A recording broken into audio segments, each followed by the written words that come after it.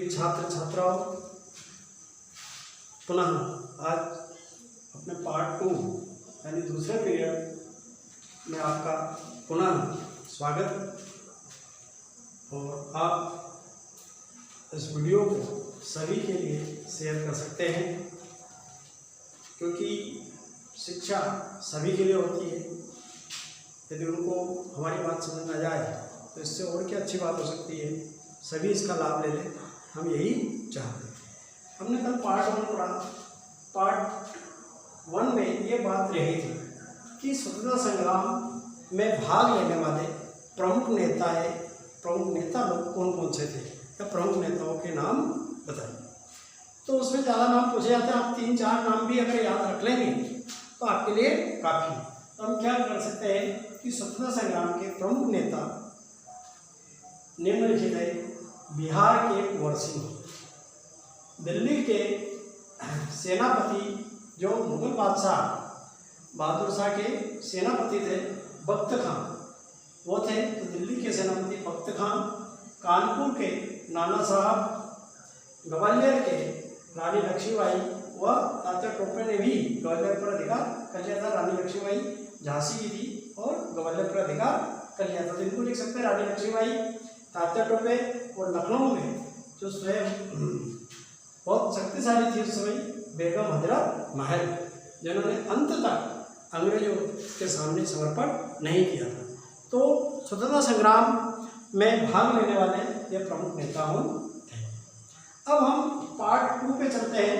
और बहुत महत्वपूर्ण प्रश्न जो परीक्षा में भी आता है, अत्यंत उपयोगी प्रश्न है।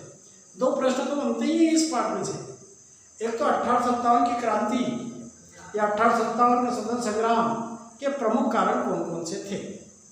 दूसरा क्वेश्चन बनता है कि 1857 का स्वतंत्रता संग्राम तो हो गया, लेकिन असफल क्यों हो गया, फेल क्यों हो गया, तो इसके असफलता के मुख्य कारण बताइए। ये दोनों क्वेश्चन में से एक क्वेश्चन जरूर आता है। तो हम इस क्वेश्चन को तैयार करते हैं कि 1857 के स्वतंत्रता संग्राम के प्रमुख कारण क्या थे। अब ये जो कारण आपको लिखे हैं, इन कारणों को हमको डिटेल करना है और इनका जो शाब्दिक अर्थ ही अगर निकालेंगे हम तो उसके कारण हम लिख सकते हैं। प्रथम स्वतंत्रता संग्राम के कारण नंबर 1 राजनीतिक कारण। कौन सा कारण हो जाता है? राजनीतिक कारण। राजनीतिक कारण से मतलब राजा महाराजा जमींदार आदि से संबंधित जो कारण है वो हमारा राजनीतिक कारण के अंतर्गत आ जाएगा। अब राजनीतिक कारण में क्या आ जाएगा कि अंग्रेजों की जो राज्य विस्तार की, हमारे राज्य को पूरा फैलाना, राज्य विस्तार की नीति के कारण भारत के देशी राजा महाराजा नवाब आदि सब असंतुष्ट हो गए। और उस समय का जो लॉर्ड था, लॉर्ड वेलेस्ली, उसने सहायक संधि व्यवस्था अपनाई। कैसे भी करके इनके राजाओं को अपने राज्य में लाया। तो लॉर्ड वेलेस्ली की सहायक संधि नीति, और उसी समय बहुत जिसको कहना चाहिए आप लोग जानते ही हो, है ना, लॉर्ड वेलेस्ली की सहायक संधि और हड़प नीति। किसकी थी हड़प नीति? लॉर्ड डलहौजी। हड़प नीति मतलब हड़पना, कैसे भी कानून कुछ भी बना लो लेकिन इसके राज्य को हड़पना। उन्होंने कहा दत्तक पुत्र लेने की व्यवस्था खत्म, यानी किसी को यदि पुत्र पैदा नहीं होता है तो दूसरे के पुत्र को वो दत्तक यानी कि उत्तराधिकारी नहीं बना सकता, उसके राज्य को अंग्रेजी राज्य में मिला लिया जाएगा, जैसे हमारी झांसी के राज्य को मिला लिया गया। तो इस प्रकार से राज्य विस्तार नीति, अंग्रेजों की राज्य विस्तार नीति तथा लॉर्ड वेलेस्ली की सहायक संधि व्यवस्था, लॉर्ड डलहौजी की हड़प नीति के कारण कई देशी राजा महाराजाओं के राज्यों को अंग्रेजी राज्य में मिला लिया गया। ऐसे कौन कौन से राज्य थे? पंजाब, सिक्किम, जतारा और जयपुर, झांसी आदि ऐसे राज्य थे जिन राज्यों को अंग्रेजों ने अपने राज्य में मिला लिया। तो स्वाभाविक था वहाँ के राजा अंग्रेजों के विरुद्ध खड़े हो गए और 1857 की क्रांति में उन्होंने भाग लिया। और दूसरा क्या है, कुछ राजा कुछ नवाब ऐसे थे कि भाई तुम्हारा राज्य तो हम ले लेंगे लेकिन तुमको उपाधि देते नवाब की, और उसके बदले में तुमको 8 लाख रुपए वार्षिक, 10 लाख रुपए वार्षिक पेंशन देंगे। तो उनकी उपाधि भी दे दी और पेंशन भी मतलब दे दी, लेकिन 6 महीने बाद ना तो पेंशन है ना नवाब है। काय का नवाब? तो कौन सी पेंशन? तो इस प्रकार से उसका नवाबी की जो उपाधि थी वो भी समाप्त कर दी गई और उसकी पेंशन भी समाप्त कर दी गई। तो इस प्रकार से राजनीतिक कारण बना कि देसी राजा महाराजा रियासत के जो लोग थे जिनका राज्य अंग्रेजी राज्य में मिला लिया गया था, लॉर्ड वेलेस्ली की सहायक संधि व्यवस्था के तहत और लॉर्ड डलहौजी के रणनीतिक कारण कई राजाओं के राज्यों को अंग्रेजी राज्य मिला लिया गया। उन नवाबों की राजाओं की उपाधि भी समाप्त कर दी गई, उनको दी जाने वाली पेंशन भी समाप्त कर दी गई। इस प्रकार से भारत में जो कुछ ऐसे राज्य थे, पंजाब, सिक्किम, जतारा, जयपुर और झांसी जैसे राज्यों को अंग्रेजी राज्य में मिला लिया गया। फलस्वरूप भारत के देसी राजा महाराजा रियासत के लोग अंग्रेजों के खिलाफ हो गए और वो 1857 की क्रांति का भाग बने। अब दूसरे कारण पे आ जाते हैं कि भारतीय भाषा, संस्कृति, परंपराओं पर आना।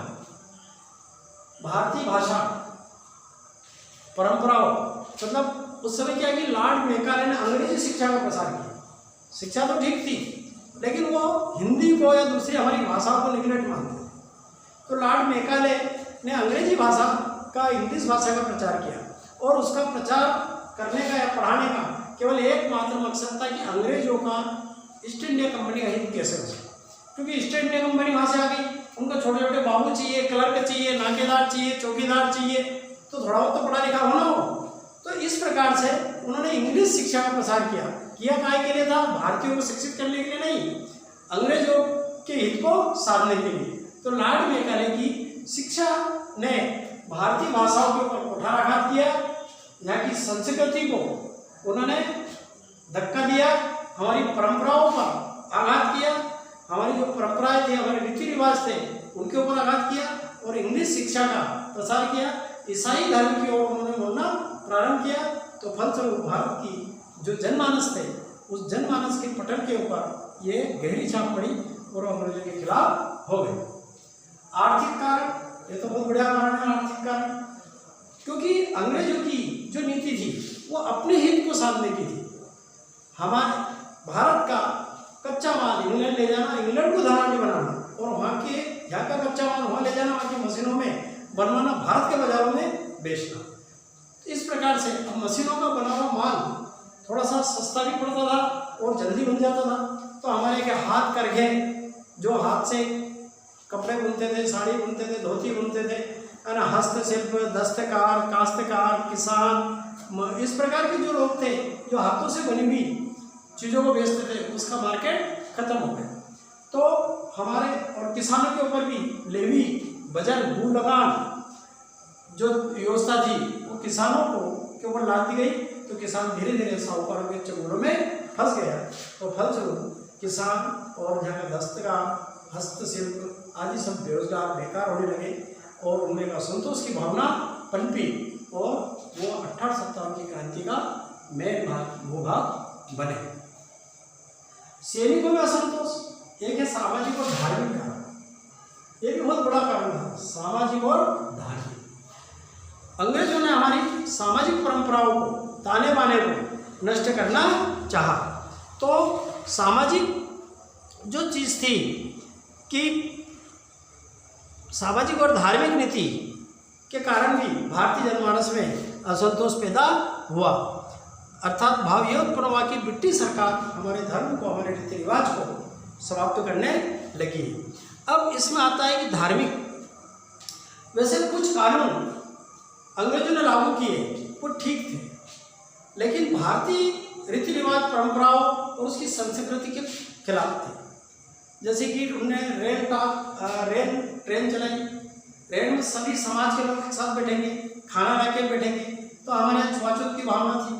तो हमारे भारतीय जनमानस में भावना पनपी कि सरकार हमारे धर्म को नष्ट करने में लगी हुई।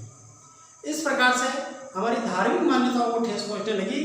तो ये भी एक कारण बना कि हमारे सामाजिक और धार्मिक आस्थाओं के ऊपर अंग्रेज सरकार ने जो कुठाराघात किया, उससे भी जनमानस में अंग्रेजों के खिलाफ असंतोष की भावना बढ़ गई। अब प्रमुख कारण था सैनिकों में असंतोष। सैनिकों में असंतोष, अंग्रेज सेना में अधिकांश 2/3 भाग भारतीय सैनिकों के थे, मतलब संख्या अंग्रेज सेना में भारतीय सैनिकों की ज़्यादा थी, लेकिन उन सैनिकों के साथ भेदभाव किया जाता था। उनको अपमानित किया जाता था। एक तो भारतीय होने के कारण उनको कम तनख्वाह दी जाती थी, अंग्रेजों को ज़्यादा, जबकि काम बराबर है। यदि कोई बहादुरी का काम भी भारतीय सैनिक कर देता था तो उसे किसी प्रकार का कोई पदोन्नति या कोई उसको पुरस्कार नहीं दिया जाता था।